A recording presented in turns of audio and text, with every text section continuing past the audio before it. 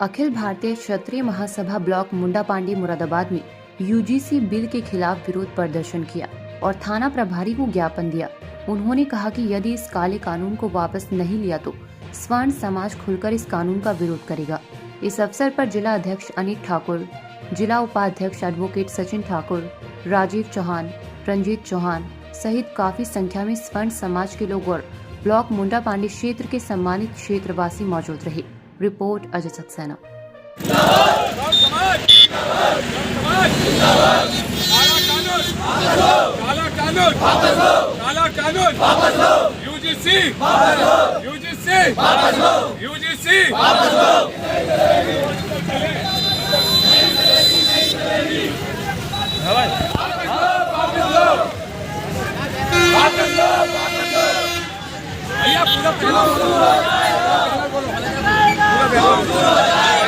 सर्व समाज को बांटने का कार्य सरकार कर रही है और इसमें मोदी जी और केंद्र सरकार ज़्यादा जो नोटंकी फैला दी है समाज को बांटने के लिए। अभी पिछली बार इन्होंने लोकसभा चुनाव में जो हानि पहुंचाई थी क्षत्रियों ने, अब की बार जब बिल्कुल पैदल कर दिए जाएंगे अगर हमारा ये कानून वापस नहीं करा।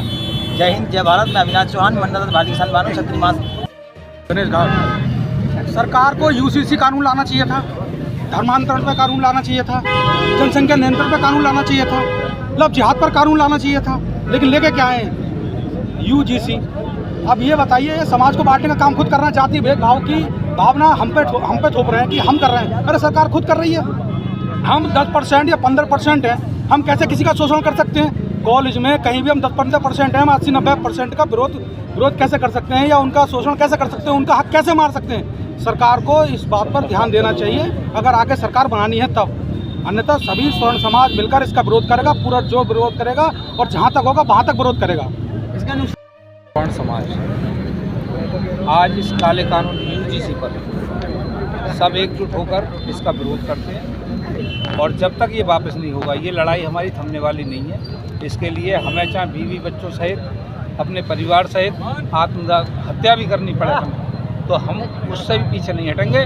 आज हम यहाँ घेर रहे हैं, कल हम दिल्ली तक घेरेंगे और जब तक मेन बात तो ये है कि ये भाजपा अपने मेन मुद्दे से भटक गई। ये अखंडता की बात झूठी करते हैं तो भारत अखंड रहना चाहिए। इन्होंने जाति में बांटा, धर्मों में बांटा, बांटने की राजनीति हम क्षत्रिय समाज कभी बर्दाश्त नहीं करेगा और आने वाले चुनाव में अगर ये वापस नहीं हुआ ना तो इसका जवाब देना भी जानता है, परिणाम भी भुगतेगी सरकार।